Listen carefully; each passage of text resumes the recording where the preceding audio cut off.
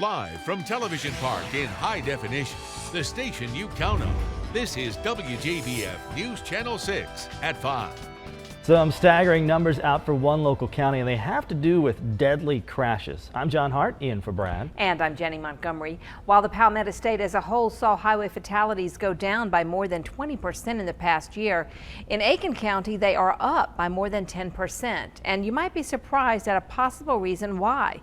Our Aiken County Bureau Chief Ashley Bridges has a story you and your family need to hear. 90% of Aiken County traffic deaths have one factor in common. You might think it's excessive speed or driving in bad weather. You'd be wrong. It's as simple as whether or not the deceased was wearing a seatbelt. Certainly the tragedy for us is that if you don't do everything you can to save your own life, there's not much we can do to help you.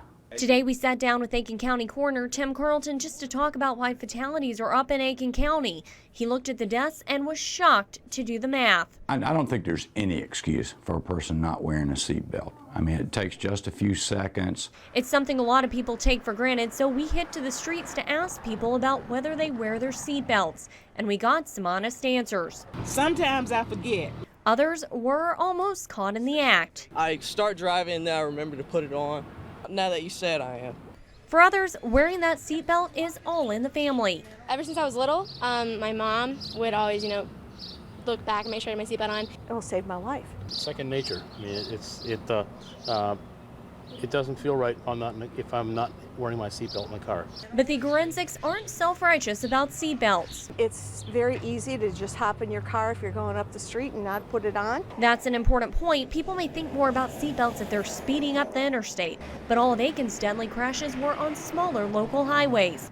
That's a lesson that hits home. I have a 16-year-old, and I certainly will reiterate to him that he needs to wear seatbelts. Ashley Bridges, WJBF News Channel 6.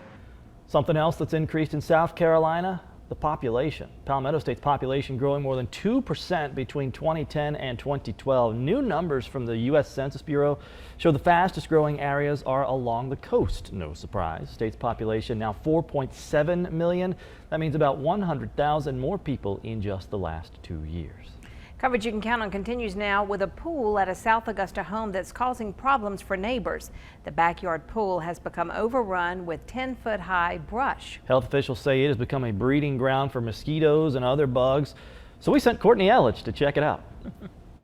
Well, John, neighbors contacted our newsroom this morning with concerns of snakes in the area. One woman saw 3 snakes in her backyard. This comes only a few days after an initial complaint. The Department of Health confirms that the shaded areas along the overgrown pool serves as a hub for snakes. Richmond County code enforcers conducted another investigation this afternoon. They were able to locate the homeowners to issue certain citations. We have not made an inside inspection of the building. We only have cited the exterior repairs that are needed, and that the overgrowth and vegetation and the pool have been included in that notice. I will have more details and a full report on this case coming up at 6. Courtney, more frustration for an Edgefield County family whose yard was flooded into a pond. They have 8 feet of standing water in some places with all the recent rain, and that brings snakes, tadpoles, and mosquitoes. County officials came out yesterday to walk the property with the couple and try to help. But now, the county says they don't have a truck to pump the water out or a truck to spray the mosquitoes. The county tried calling the Department of Health and Environmental Control for help. They suggested calling the pest control company. This, of course, is the same video we just showed you of the pool, but we did show you the video of the folks that had the 8 feet of water in their backyard yesterday and last night. So anyway, the county says there's really nothing they can do for them right now. With recent rain, some roads have flooded out and they're barricaded off, but the Aiken County Emergency Services Director says some people are trying to go around those barricades and they're putting themselves in serious danger. He says even if the road looks safe, it's barricaded off for a reason. The road can wash out underneath and that may not be visible to the naked eye.